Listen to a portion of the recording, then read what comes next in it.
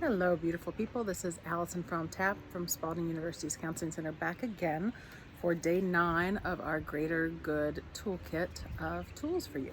So today we've got active listening. I feel like this one may be even more of a challenge right now since we are all connected through technology, and I think we actually have to work harder to do the active listening when we don't have somebody right in front of us. So for some of you, you might have someone who you're living with and you might be able to do this activity with them. If not, just try to do it over video conference with someone or even just on the phone with someone and see how it goes. So why you should try active listening. Often we'll listen to a conversation partner without really hearing them. We listen, but we don't always hear. In the process, we miss opportunities to connect with that person and even risk making them feel neglected, disrespected, and resentful. This exercise helps you to express active interest in what the other person has to say and make them feel heard, a way to foster empathy and connection. This technique is especially well suited for difficult conversations, such as arguments with a partner, and for expressing support to someone. Research suggests that using this technique can help others feel more understood and improve relationships and satisfaction. So let's talk about how we're going to do it. Find a quiet place where you can talk to someone and have a conversation without interruption and distraction as much as possible. Invite them to share what's on their mind.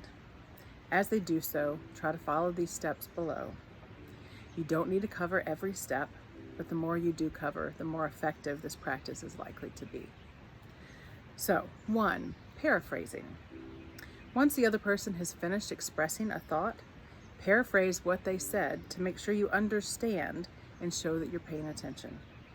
Helpful ways to paraphrase include something like, "What I hear you saying is," or "It sounds like," or "If I understand you correctly."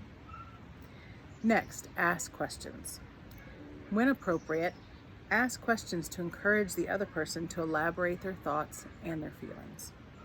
Avoid jumping to conclusions about what the other person means. Instead, ask questions to clarify their meaning, such as, "When you say X, do you mean X or do you mean Y?" Next, express empathy. If the other person voices negative feelings, strive to validate those feelings rather than questioning them or defending against them. For example, if the speaker expresses frustration, try to consider why they feel that way, regardless of whether you feel that is justified or not. You might respond, "I can sense that you're feeling frustrated," or even, "I can understand how that situation is causing you frustration or pain." Next, use engaged body language. Now, this one will be really hard if you're just on the phone, but if you're doing this by a video conference or in person, definitely look at the body language. Show that you're engaged and interested by making eye contact, nodding, facing the other person, and maintaining an open and relaxed body posture. Avoid attending to other distractions in your environment or checking your phone. Be mindful of your facial expressions. Avoid expressions that might communicate disapproval or disgust. Or if you notice yourself making one of those faces, explain maybe what you were thinking about, or just notice and change. Avoid judgment. Your goal is always to understand the other person's perspective and accept it for what it is, even if you disagree. Try not to interrupt with counter arguments or mentally prepare a rebuttal while the other person is speaking. Just listen. Avoid giving advice. Problem solving is likely to be more effective after both conversation partners understand one another's perspectives and feel heard by the other. Moving too quickly into advice giving can be counterproductive. Take turns. After the other person has had a chance to speak and you have engaged in these active listening steps, it's okay for you to share your perspective.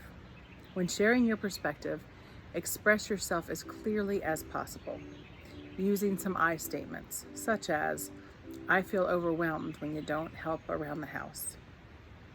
It may also be helpful and relevant to express empathy for the other person's perspective by saying something like, I know you've been really busy lately.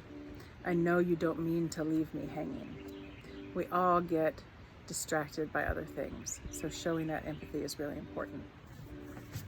So, why we think this works? Active listening helps listeners better understand others' perspectives and helps speakers feel more understood and less threatened. This technique can prevent miscommunication and spare hurt feelings on both sides.